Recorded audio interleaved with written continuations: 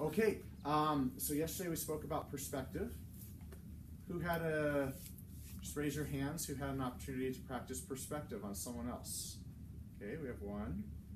I heard of one story of a person tailgating somebody very obnoxiously on the highway.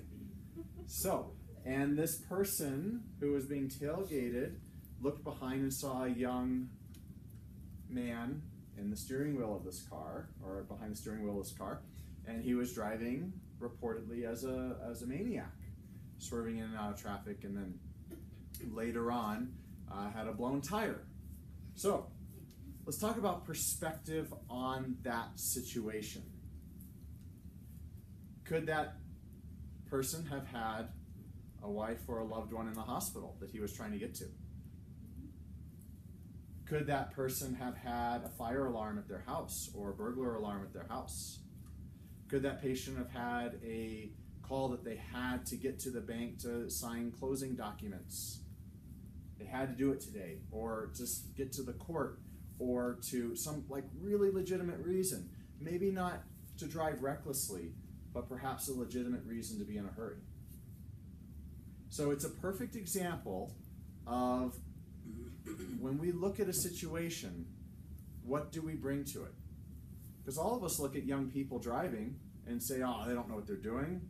They're texting. They're doing whatever. They're driving like maniacs. But we don't know what's going on in their lives. And it's kind of a silly example because, hey, I get pissed off too when someone's tailgating me and driving recklessly. But it's a very instructive example because I think most people have this preconceived notion about young drivers. And then a situation happens and that reinforces it. Is it true though? And we have no idea if these things are true. No bloody idea. So next time a negative situation happens, I would encourage everybody to sit and say, is this negative situation truly and accurately reinforcing a preconceived notion I have? Or am I just making it do that so I can feel better and say, F off to the driver behind me? Now obviously this is an example that's not in the clinic. But I promise you, each one of us is going to have something.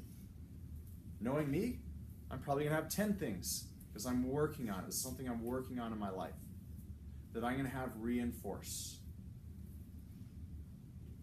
Either a negative, or I'm going to try to say, stop that pattern and say, is this true or not? Remember guys, we can make anything reinforce any negative thing we want any time of the day. And we can spiral that drain of negativity for the rest of our lives. Or we can stop and say, I'm not a victim. That other person isn't a bastard. That other person's going through their life the best they can. By judging them, all I'm doing is pushing them down and stepping on them.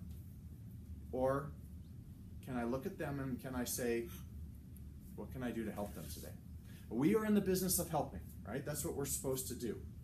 Now, while it is very true that the medicine that's practiced today is going to be very different than the medicine that's practiced 100 years from now, or at least I hope it is, right?